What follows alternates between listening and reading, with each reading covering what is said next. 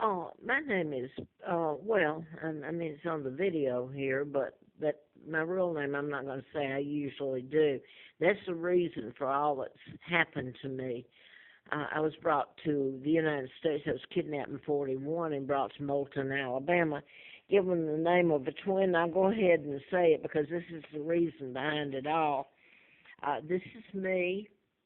This is this family, and this is the woman, Lina Dempsey. She had twins born out of wedlock, Peggy and Carl Dempsey. I was kidnapped and brought here to Cortland Air Base. I assume it had just been built in 1941. And this picture was made in 43. I was 2 years old when they brought me here.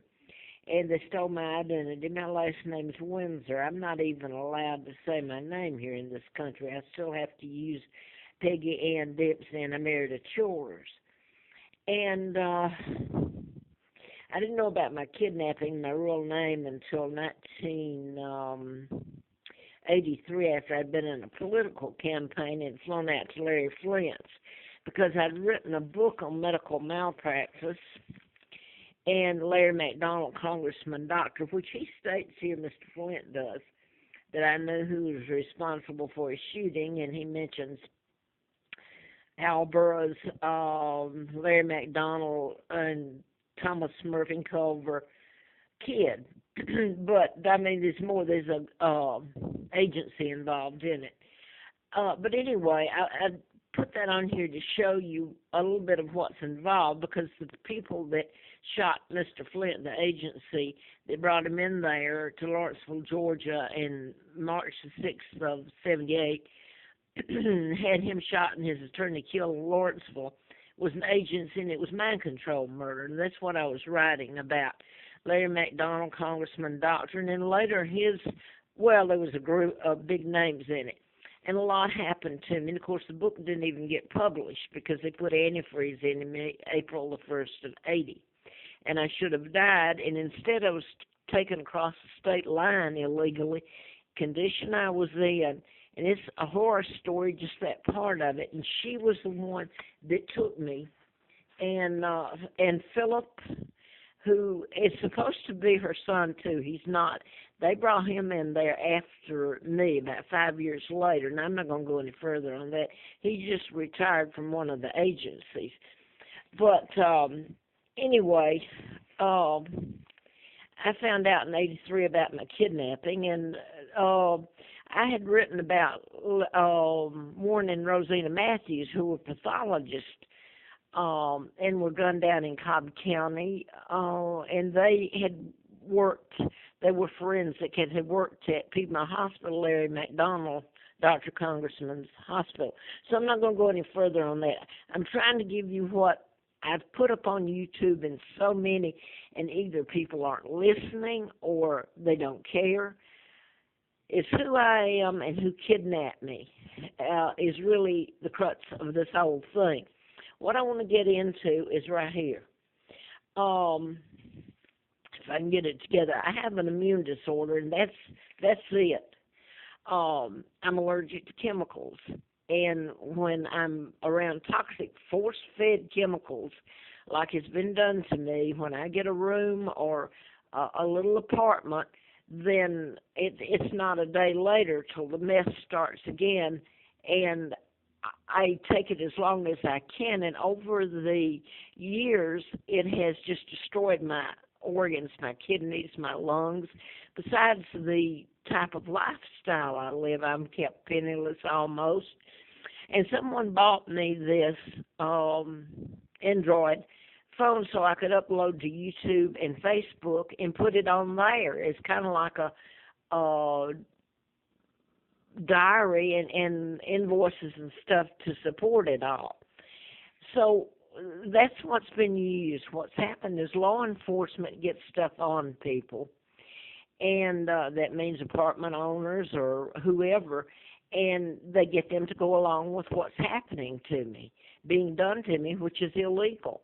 And since none of them are afraid of going to court because the law has sanctioned it, they go along with it, and their kids are have been gotten, could be well, you can imagine drug infractions on them, or driving intoxicated, all kinds of stuff, and internal revenue and all this stuff on business owners or whoever.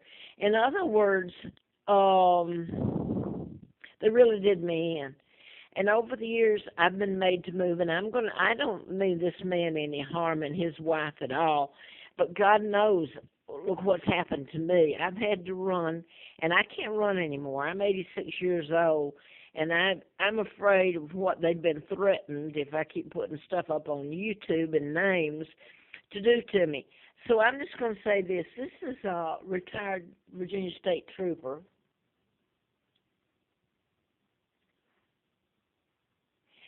And back August the 14th of '09, I was up at, I was camped out legally on Roanoke Mountain, paying for the campsite and everything. And they were burning formaldehyde up there with him up there and his wife, and they were supposed to be hosts, and he's a retired state trooper. And every time I've gone up there, I was told by one gentleman that was host later that after I get there that there was a couple of people that were actually paid. They were homeless family, and they were given the formaldehyde, and their nights up there paid so that they would use the formaldehyde, and they got the campsite right next to me every time. So I'm inhaling their formaldehyde, which is cancer-causing. I'm allergic to chemicals. My immune system attacks itself. And, I mean, the inflammation is horrible, and the way it affects me, every part of my body. So I won't get into that again. I mean, you can imagine that. Dr. Phil did a program on it. And a lady from Pfizer was on there telling, it's like you inhale it. It's like turning on a light switch, and the only way to stop it is to get away from it, what you're inhaling.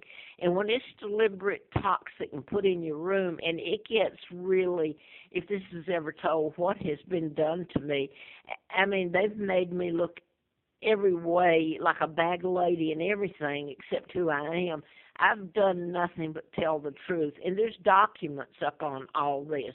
So I'm just going to skip to this right at the moment. I've been run everywhere I've gone, and this is what James Barton's wife said when she brought me down, because they poured fuel on my tent also other than the formaldehyde that night. It was August the 14th of '09, and she brought me down. And she said to me, she brought me to Affordable Suites out at Tanglewood off Starkey Road, and she said, this is how we run you with chemicals. Well, I knew that, but my word's been made no good. So she's saying that to me, and so in return, I'm putting it up on YouTube, trying to get people to, why do I not matter, you know? So anyway, I was left there, and I always paid the rent on time. I've never not paid it. And that's when I wrote about mind control murders, and I'm going to go ahead and put this up here.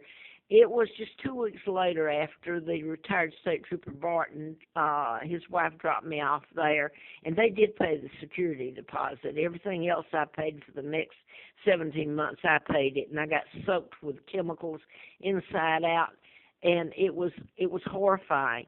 But the 2 weeks after they dropped me off there was the death of State Trooper, he's retired now, Tom Childs, and his wife, I believe his wife's name is Laura, Childs, Childs. And his daughter, Heidi, and her friend, I've forgotten his, Metzger, David, I believe, were students at Blacksburg, Virginia Tech, next door to me here, to Roanoke, and they were shot out in Jefferson National Forest and killed. Nobody's been held accountable for it yet. But these are mind control murders done in patterns, so this is a response to let you know what happens to Barton and the state trooper, and then state trooper Child's daughter gets killed. Now then, in the Jefferson National Forest is where I've had to go and live and actually be locked up. I mean, it's hideous, but what I wanted to get on here now